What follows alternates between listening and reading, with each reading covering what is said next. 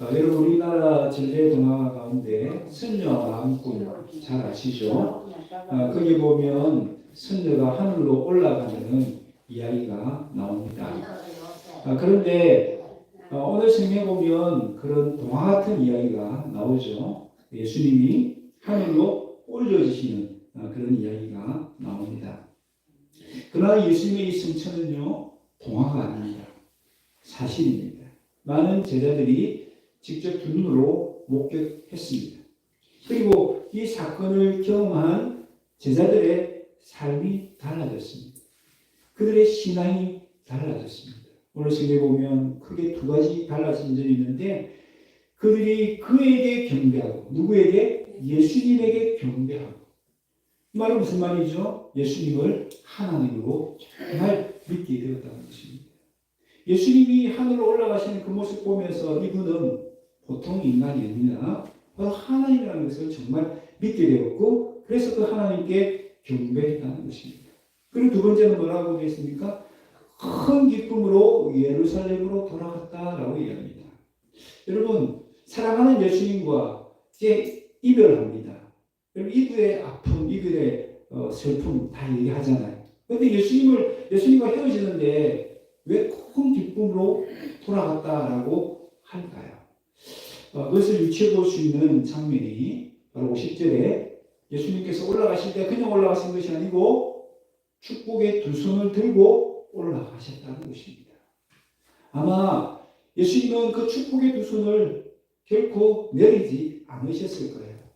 제자들의 시야에서 완전히 사라질 때까지, 그때까지도 축복의 두 손을 들고 제자들을 축복해 주시지 않았을까? 그래서 그 축복 때문에 이 제자들이 정말 기뻐하지 않았을까라는 생각이 들었습니다. 오늘 이 말씀을 통하여서 이 제자들처럼 정말 예수님을 하나님을 믿는, 그래서 그를 경배하는 우리가 되기를 원합니다. 그리고 이 제자들처럼 정말 큰 기쁨 가운데 주님을 매일매일 찬양하는 삶을 살아갈 수 있기를 바랍니다. 자, 그렇다면 이 예수님이 성천하심을 통해서 우리에게 주시는 축복이 뭘까요? 첫 번째는 천국의 소망을 우리에게 주십니다. 여러분, 예수님의 성천이 나와 아무런 관계가 없다 하면 오늘 말씀을 생각할 필요가 있을까요? 없죠. 그냥 지나간 이야기로 그런 얘기 있으면 같다 하고 지나갈 수 있겠죠. 그러나 이 예수님의 성천은 나와 아무런 관계가 없는 일이 아닙니다. 예수님이 성천하셨기 때문에 우리에게 놀라운 변화가 일어났습니다. 그것이 뭡니까? 에베소 2장 6절에 보니까 현대인의 성경이에요. 하나님께서는 우리를 그리스도와 함께 살리셨을 뿐만 아니라 하늘나라에서 그분과 함께 앉게 해주셨습니다. 함께 살리셨다는 말은 우리가 부활했다는 뜻이고요. 함께 앉게 해주셨다는 것은 우리도 뭐 했다는 거예요? 성천했다는 거예요. 우리 몸은 아직 이 땅에 있지만, 그죠? 우리는 어디에? 이미 천국에 앉아있는 것과 똑같다는 것입니다. 왜 과거형으로 표현했느냐? 이것은 너무나 이루어질 것이 확실하기 때문에 미래에 있을 일이지만 마치 지금 이미 이루어진 것처럼 그렇게 표현을 한 것입니다. 그러니까 우리는 이미 천국에 앉아있는 것과 같다는 것입니다. 그러므로 우리에게는 뭐가 있어요? 천국에 소망이 있을 수밖에 없는 거죠. 비록 이 땅에 살고 있지만 우리는 천국 소망 가운데 살아갈 수 있는 복된 인생인 줄 믿습니다. 아멘. 여러분, 정말 천국에 소망이 있습니까? 나는 지금 죽어도 천국에 갈 수 있다. 손은 들지 마시고요. 표를 내지 마시고 마음속으로 한번 생각해 보세요. 나 정말 죽어도 천국 갈 수 있다. 그렇게 믿으십니까? 그렇게 소망하십니까? 그 소망이 있다면 여러분 정말 복된 인생이에요. 예수님이 왜 제자를 보는 앞에서 그렇게 하늘로 올려주셨을까? 여러분, 오늘 성경에 보니까 이 예수님이 승천하신 장소가 어디라고요? 베다니 앞이다라고 하셨어요. 왜 예수님이 베다니 앞에서 이렇게 승천하셨을까? 이 베다니라는 곳은요, 그 뜻을 보면 가난의 집, 고통의 집, 슬픔의 집이다라는 그런 뜻이 있어요. 실제로 이 베다니라는 것은 그렇게 가난과 고통과 슬픔이 가득한 땅이었습니다. 왜냐하면 이곳은 마치 서울에 있는 쪽방촌 아시죠? 그 작은 그 방에서 정말 가난하게 힘들게 사시는 분들이 계시잖아요. 이 베나디라는 지역이 바로 그렇게 가난한 사람들이 많이 살던 지역이랍니다. 그리고 이곳에는 한센시병, 나병이라고 아시죠? 그런 나병 환자들이 많이 모여 사는 지역입니다. 그러니까 사회적으로 소외당하고 정말 가난해서 힘들고 외롭고 슬픔과 절망이 가득한 땅. 그곳이 바로 이 베다니라는 곳이에요. 그런데 예수님이 왜 이 베다니에서 성천하셨을까? 여러분, 예수님은 더 이상 이 슬픔과 고통과 절망이 가득한 이 땅에만 주목하지 말고 어디를? 장차 우리가 들어가들 저 천국을 바라보며 소망하며 살라는 의미에서 이 베다니 앞에서 성천하였습니다. 여러분, 이 세상은요 마치 이 베다니와 똑같아요. 베다니의 축소죠. 이 세상을 보면 늘 슬픔과 고통과 아픔과 절망이 가득한 것을 봅니다. 우리나라 그렇게 평화롭게 사는 것 같지만 조금만 눈을 돌려보면 저 북한 땅 얼마나 힘듭니까? 지금 저 전쟁 중에 있는 그 가자 지구 안에 있는 그 사람들 얼마나 마음이 피폐해져 있고 고통 속에 있습니까? 언제 끝날지 모르는 전쟁 때문에 얼마나 절망 속에 신음하고 있습니까? 그런데 우리 예수님은 바로 그런 세상 가운데 살고 있는 우리에게 천국이 있다는 것을 보여주시기 위해서 바로 이곳에서 천국으로 하늘로 승천하신 것입니다. 그래서 오늘 우리는 늘 이 천국 소망 가운데 살아가야 될 줄로 믿습니다. 네. 여러분, 우리는 절망과 고통과 아픔이 가득한 세상 속을 살지만 우리 마음에는 천국의 소망이 가득해야 될 줄로 믿습니다. 네. 왜 그렇습니까? 우리의 원래 고향은 어디예요? 우리 원래 고향은 저 고향 천국이기 때문입니다. 원래 우리는 다 하나님의 자녀였고 하나님 품 안에 있어야 될 자들입니다. 그런데 죄로 말미암아 그 고향을 잃어버리고 말았죠. 여러분, 이 세상에 보면 많은 난민들이 있습니다. 그들의 간절한 소망이 뭘까요? 빨리 분쟁이 해결되고 그 나라가 안정을 찾아서 다시 고향으로 가는 것이 그들의 절대적인 소망입니다. 여러분, 우리의 소망도 그래야 됩니다. 이 세상은 우리의 본향이 아니기 때문에 그렇습니다. 이 세상은 우리가 영원히 살 집이 아니기 때문에 그렇습니다. 우리의 본향은 천국이고 우리는 천국으로 돌아가야 될 그런 천국 백성이기 때문입니다. 여러분, 이 세상은 마치 지나가는 정거장과 같습니다. 이런 버스 정거장에 한번 가보시면 하루 종일 그 자리에 앉아 계신 분이 있을까요? 없을까요? 없어요. 언젠가 다 떠나갑니다. 제가 봐도 하루 종일 거기 앉아 계시는 분 없더라고요. 어떤 분은 버스 타고 떠나시기도 하고 잠시 쉬었다가도 걸어가시기도 하고 영원히 그곳에 있는 분은 없습니다. 이 정거장 같은 이 세상이 아무리 힘들고 어려워도 언젠가는 따릅시다. 또한 지나가리라. 네, 다 지나갑니다. 다 지나갑니다. 이 힘든 시간도 이 고통스러운 시간도 다 지나갑니다. 그냥 지나가는 것이 아니고 우리에게는 더 확실한 소망이 있는 천국을 향한 지나감이죠. 지나가면 뭐가 있다고요? 천국이 있다는 겁니다. 그러므로 힘들고 고통스러운 이 세상에 살지만 우리에게는 들어가야 될 저 천국 고향에 있다는 것을 소망하며 사시길 바랍니다. 네.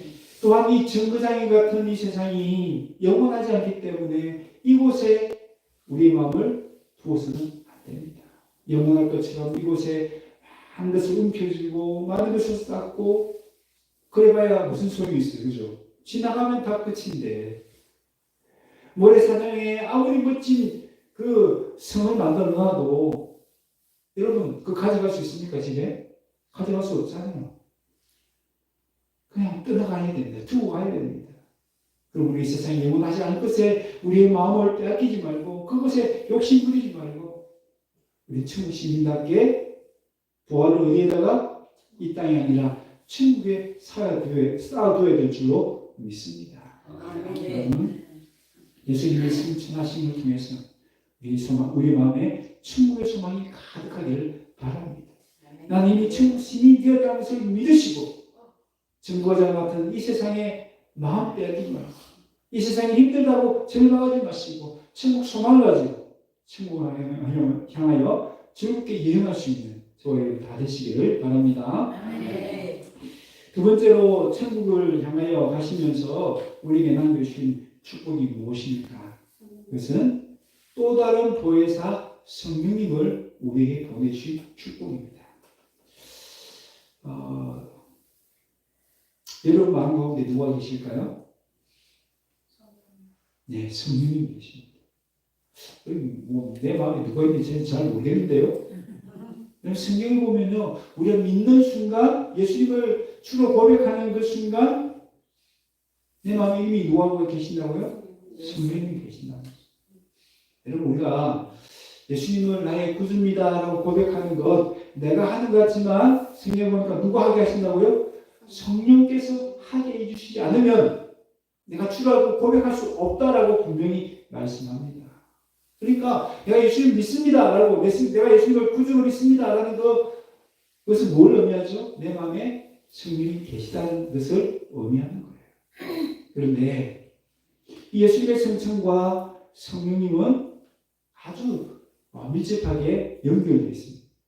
예수님이 성천하시고 하늘로 올라가셔야 비로소 성령께서 내려오신다는 뜻입니다.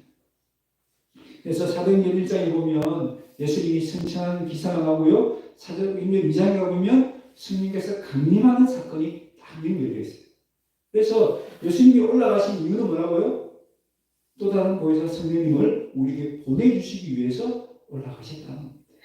그런데 성경에 보니까 이 성령님은요, 다른 분이 아니라 예수님과 전혀 다른 분이 아니라 예수님의 영이다라고 말씀하셨어요. 그러니까 예수님이 승천하신 것은 우리와 영원히 헤어지는 것이 아니고 영원히 우리와 함께 사시기 위해서 예수님이 승천하신 거예요. 그러니까 제자들은 예수님과 헤어진다는 것을 표현해 있는 것이 아니고 이제 영원히 예수님과 함께 살 수 있다는 것 때문에 기뻐했다라고 할 수 있는 것입니다.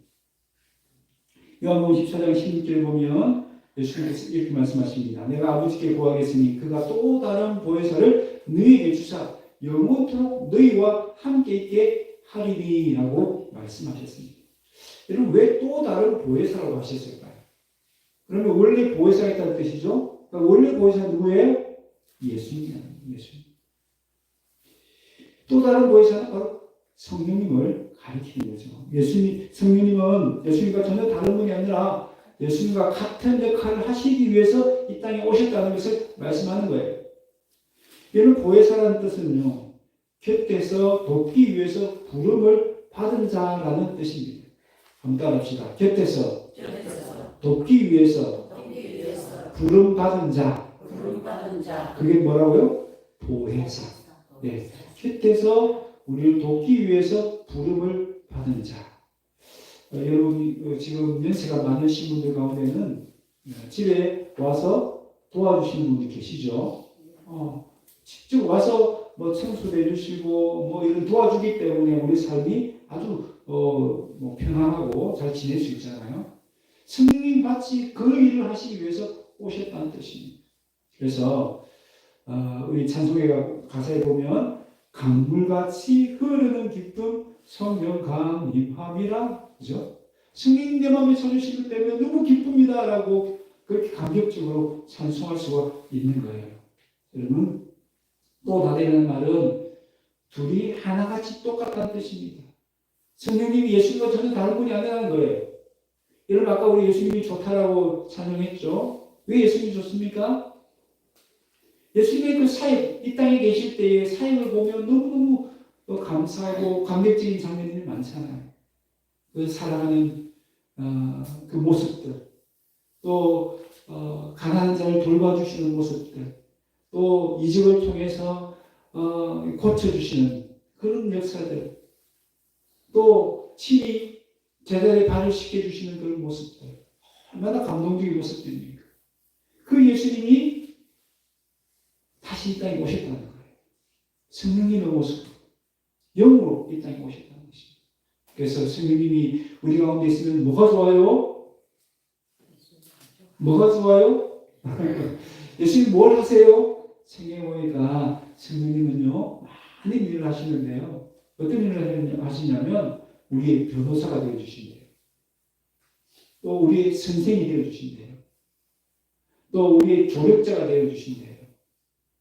또 우리의 위로자가 되어주신다라고 하십니다. 그래서 우리의 선생이 되어주셔서 예수님이 이 땅에서 가르쳐주신 그 말씀이 생각나게 해주시고 그 말씀이 우리 삶의 지혜가 되어서 우리가 바른 길로 갈 수 있도록 도와주시는 일을 하세요. 또 우리는 예수님 믿는다고 하지만 죄를 지을 때가 있잖아요. 여러분 죄를 지으면 어떻게 해야 됩니까? 1번 죄 짓고 아무것도 안 한다. 안 지은 척, 모른 척 숨기고 넘어갔다. 맞습니다. 정답 인동네. 회개해야 됩니다. 회개. 그런데 그 회개할 수 있도록 누가 도와주세요? 성령께서 도와주세요. 의에 대해서 죄에 대해서 깨닫게 해주신다고 말씀하세요. 내가 죄가 있구나. 그 양생의 가책을 불러일으키고 하나님께 회개할 수 있는 마음 누가 주신다? 성령께서 주신다. 뿐만 아니라 그 성령께서 우리를 위해서 변호해 주세요. 여러분 우리가 하나님께 죄 짓고 나서 마음이 편할 수 있나요? 마음이 얼마나 불편해요. 얼마나 힘들어요. 얼마나 또 부끄럽습니까? 어제 지었던 죄 오늘 또 짓고 계속해서 죄를 짓잖아요. 미안하고 얼마나 부끄러워요. 그런데 하나님께 우리 당당하게 회개할 수 있는 이유가 뭐예요? 성령께서 우리를 위해서 변호해 주시고 있는 거죠. 뿐만 아니라 성령님은 우리를 도와주세요. 조력자로서 도와주세요. 뭘 위해서? 우리의 삶에 성령의 9가지 열매, 사랑과 희락과 절제와 충성과 이런 9가지 열매를 맺을 수 있도록 우리를 도와주세요. 그래서 그 성령님 안에서 우리가 아름다운 그 성령의 열매를 맺는 삶을 살 수 있도록 해주시는 거예요. 뿐만 아니라 우리의 위로자가 되어주십니다. 세상 그 누구도 나를 위로해 주지 못할 때 성령께서 내 마음에 오셔서 세상이 줄 수 없는 참된 평안으로 우리를 위로해 주시는 것입니다. 그 성령님이 계시다는 것, 그 성령님을 우리가 모시고 살고 있다는 것, 여러분 행복하지 않나요? 정말 축복이 아닌가요? 여러분 주님께서 우리 마음에 계시기 때문에 우리는 이 땅에서도 천국 시민으로 살아갈 수 있는 줄로 믿습니다. 그래서 우리는 나의 열심으로 나의 경건만으로 천국 시민답게 살아갈 수가 없습니다. 그래서 토레이 목사님은 이렇게 기도했다고 합니다. 난 아침에 일어나면 성령 충만을 위해서 기도한다. 왜냐하면 성령 충만하지 않으면 오늘 하루 나는 너무나 쉽게 흔들릴 수 있는 사람이기 때문이다 라고 고백했습니다. 여러분 이 토레이 목사님뿐만 그럴까요? 저도 마찬가지고 여러분도 마찬가지일 거예요. 우리가 예수님 믿는다고 하지만 늘 그렇게 정말 말씀대로 하나님 뜻대로 정말 진리를 따라 정말 의의 길로 참 쉽지 않습니다. 때로는 넘어지고 때로는 죄의 길을 들어서기도 하고 때로는 사단의 유혹에 넘어가기도 하고 해서는 안 될 말, 품지 말아야 될 생각들, 또 해서는 안 되는 그 행동들 그게 얼마나 많습니까? 하나님 앞에 우리가 감히 쓸 수 없는 죄인이지 않습니까? 그런데 우리가 어떻게 천국 시민으로 살아갈 수 있어요? 우리 때문에? 성령님 때문에. 또 다른 곳에서 성령님이 나와 함께 하시기 내 마음에 계시기 때문에 성경에 주시는 그 감동을 따라 살면 우리도 천국 시민으로 살아갈 줄 믿습니다. 그래서 우리는 날마다 그 성령의 감동을 거부하지 말아야 돼요. 성령께서 내 마음에 죄를 회개하라고 할 때 회개해야 되고 성령께서 내 마음에 찬양할 때 찬양해야 되고 기도할 때 기도하고 말씀 보할 때 말씀 보고 하나님 말씀을 들으라 할 때 듣고 그 성령의 감동을 따라 살아가심으로 말미암아 날마다 천국 시민으로 살아갈 수 있는 저와 되시기를 바랍니다. 세 번째로 하나님이 주신 축복은요 예수님이 우리 위해서 중보기도 해주시는 것입니다. 예수님은 이 땅에서의 사역을 성천하심으로 마무리하셨습니다. 그렇다고 이제 더 이상 예수님 아무 일도 하지 않으실까요? 아닙니다. 하늘나라에 올라가셨어요. 하나님의 우편에 앉으셔서 우리를 위해서 중보기도 하신다라고 말씀합니다. 로마서 8장 34절 같이 한번 읽겠습니다. 시작. 누가 정죄하기로 죽으셨뿐만 아니라 다시 살아나신 이는 그리스도 예수시니 그는 하나님 우편에 앉아 계신 자요 우리를 위하여 간구하시는 자신이라. 아멘. 이 한 구절 안에 예수님이 우리를 위해서 하시는 아주 놀라운 사역이 다 증거되어 있죠. 죽으신다. 우리를 위해서 십자가 지셨다는 말 말하는 거죠. 다시 살아나셨다. 우리를 어렵다 하시기 위해서 그 증거로서 예수님이 살아나셨다. 부활하셨다라고 말씀하시죠. 그리고 이제는 승천하셔서 어디 계신다? 하나님 우편에 계신다. 뭘 하기 위해서? 우리를 위해서 간구하시기 위해서. 우리를 위해서 기도하시기 위해서 그곳에 계시다는 겁니다. 여러분, 간혹 저에게 오셔서 기도해달라는 분들이 계세요. 저 혼자 기도하는 것보다 목사님과 함께 기도해 주면 더 좋겠습니다. 라고 그 기도를 요청하는 것이죠. 여러분, 그런데 제가 여러분을 위해서 기도하는 것보다 우리 예수님이 여러분을 위해서 기도하는 것이 더 위로가 되고 힘이 되지 않을까요? 그런데 예수님이 우리를 위해서 친히 말할 수 없는 탄식 가운데 기도하고 계신다라고 말씀하고 계십니다. 네. 여러분, 오늘 본문에 보면 예수님이 승천하실 때에 두 손을 들고 올라가셨다라고 말씀하시죠. 이 모습은요, 어떤 모습을 연상시키냐면 대제사장의 모습을 떠오르게 합니다. 히브리서 9장 24절 보면 예수님이 하나님 우편에 앉아 계신다고 했는데 여기에서는 하늘에 있는 성소에 들어가셨다라고 말씀합니다. 여러분, 예전의 성소에는 누가 있습니까? 예전의 성소에는 제사장이 있었습니다. 제사장이 있었고 또 대제사장이 있었어요. 그럼 대제사장은 뭘 하느냐? 1년에 한 번 그 성소에 들어가서 하나님과 우리 사이를 연결해주는, 그러니까 죄로 말미암아 우리 감히 하나님 앞에 설 수 없던 우리가 죄 용서함 받고 하나님을 만날 수 있도록 해주는 역할을 대제사장이 하는 거예요. 그래서 대제사장이 그 성소에 들어갔다 나오면 너무너무 좋아합니다. 왜요? 우리가 그동안 지었던 모든 죄가 이제 다 용서받았다 확인을 하기 때문에 그렇게 기뻐할 수밖에 없는 거예요. 그런데 그 일을 누가 하시느냐? 예수님이 하신다는 거예요. 그래서 대제사장이 하는 중요한 역할 가운데 우리의 죄를 위해서 속량하는 그 일을 뿐만 아니라 축복하는 일을 하는 거거든요. 그래서 지금 예수님이 이 손을 들고 계신다는 것은 마치 대제사장으로서 제자들을 축복하시는, 그리고 중보기도 하시는 그런 모습이라는 것을 알 수가 있습니다. 여러분, 출애굽기 17장에 보면 이 중보기도의 능력이 얼마나 큰지를 잘 알 수 있어요. 이스라엘 백성들이 출애굽하고 이제 얼마 되지 않았습니다. 그런데 아말렉이라는 이 나쁜 족속이 공격을 해왔어요. 이제 전쟁이 일어났습니다. 그런데 신기한 일이 일어났어요. 모세가 손을 들고 기도하면 이스라엘이 이기고, 아이고 손이 너무 피곤해서 손이 점점 내려가면 이스라엘이 지는 겁니다. 야, 옆에서 지켜보던 아론과 홀이 너무 신기하지 않을까요?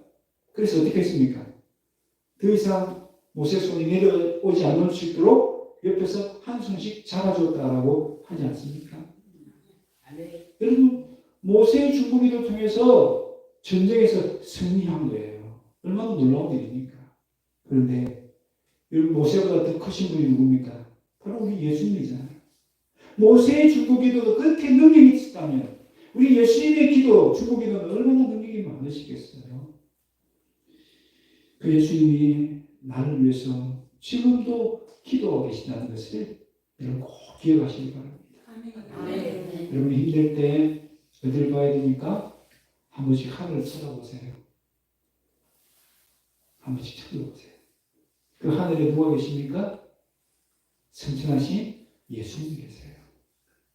그냥 이 파란 하늘 말고 하늘 위에 하늘, 그 위에 계신 그 예수님을 바라보세요.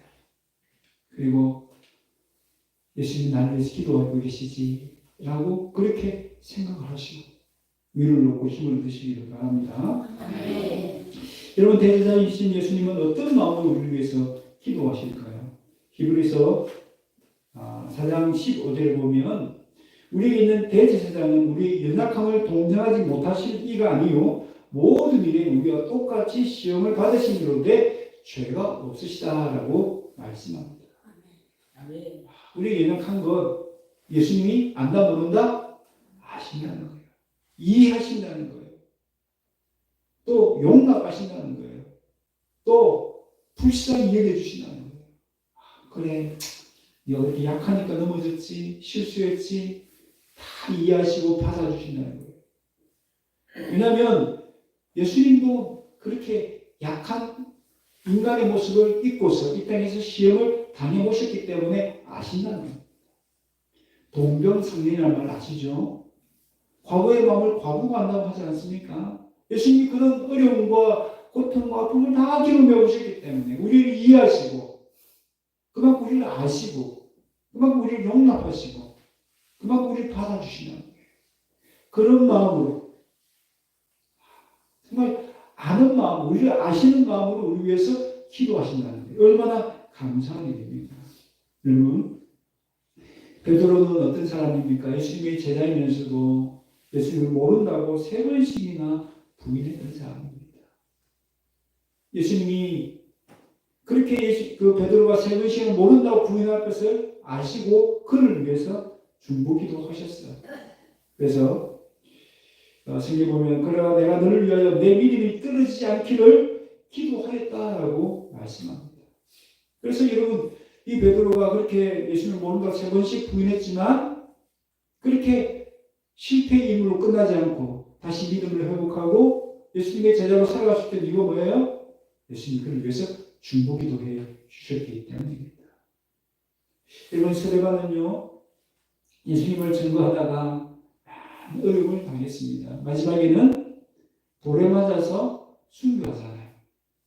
그 순간에 성경 보니까 하나님께서 하늘 문을 여시고 이 스데반에게 뭘 보여주셨어요?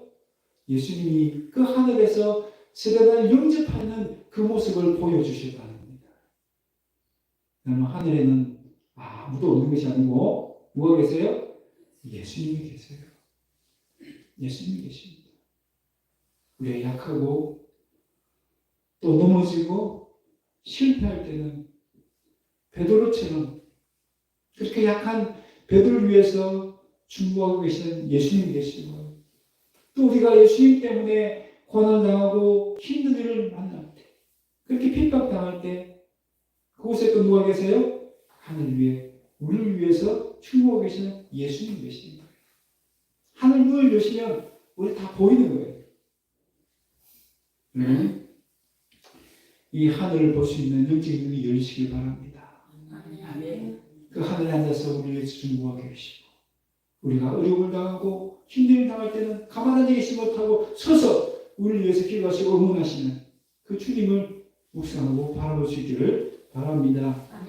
그렇게 예수님의 중보기도를 힘입어서 천국 시민답게 믿음의 경주를 끝까지 달려갈 수 있는 저희들 되시기를 바랍니다. 말씀을 맺습니다. 여러분, 우리 머리 위에는 눈에 보이는 하늘만 있는 것이 아닙니다. 그 하늘 위에 또 다른 차원의 하늘이 있습니다. 그곳에 우리 주님이 앉아 계시고 성천한 오늘 본문에 생각하신 그 예수님이 지금 앉아 계셔서 우리를 위해서 중보기도 하고 계시고 또 우리를 천국 시민으로 살아갈 수 있도록 성령님을 보내주셨고 또 절망과 고통과 아픔이 가득한 이 땅에서 천국을 소망할 수 있도록 오늘 성천해 주셨습니다. 이 은혜를 기억하십시다. 이 축복을 날마다 누리십시다. 이 축복 가운데 살아가십시다. 그래서 우리 마음에 정말 이 제자들처럼 큰 기쁨 가운데 매일매일 주님을 찬양하고 하나님으로 경배하는 그런 복된 삶을 살아가시는 저와 여러분 다 되시기를 주의 이름으로 축원합니다.